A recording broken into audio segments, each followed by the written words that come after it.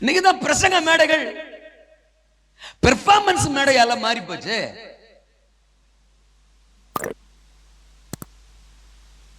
நீ யாரு, நான் யாரு, என் திறமை என்ன, என் தாளந்து என்ன அப்படிங்கறத காட்டுற மேடையாவுல மாறி போச்சு.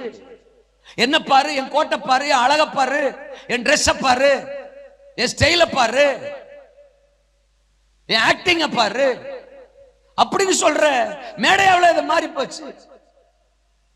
கிறிஸ்துவின் வார்த்தையும் கிறிஸ்துவின் குணலட்சணங்களையும் காட்ட வேண்டிய பிரசங்க மேடைகள் கிறுக்குத்தனங்களுக்கு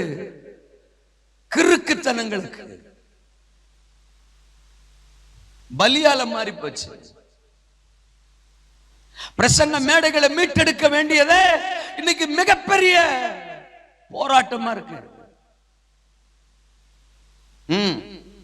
சமுதாயத்தை மீட்டெடுக்க வேண்டியதை விட இன்னைக்கு சபையை மீட்டெடுக்க வேண்டியது மிகப்பெரிய தேவையாயிடுச்சையா. சபையை மீட்டெடுக்க வேண்டியதை விட ஊழியர்களை மீட்டெடுக்க வேண்டியதே மிகப்பெரிய அவசியம் ஆயிடுச்சையா. மிகப்பெரிய அவசியம் ஆயிடுச்சையா. காலத்துக்கு ஏத்த மாதிரி வசனம் மாறிக்கிறோமா, காலத்துக்கு ஏத்த மாதிரி சத்தியம் மாறிக்கிறோமா,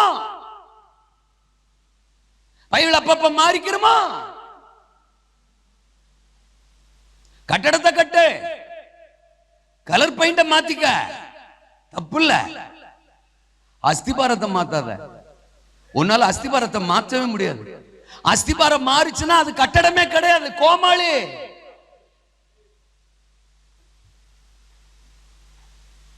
இருக்கிறீங்களா? பல்வேறு சிறையிருப்புகளுக்குள்ள இன்னைக்கு நாம சிக்கி கிடக்கிறோம். தேசத்தின் விடுதலைக்காக நீங்க சொல்லுங்க, ஒரு பலிபீடத்திலிருந்து ஒரு ஜெப குறிப்பு நடத்தும் போது அந்த ஜெப குறிப்பு நம்மளவே எந்த அளவுக்கு பாதிக்குது தெரியுமா? நான் அதுல நிக்கிறேனா?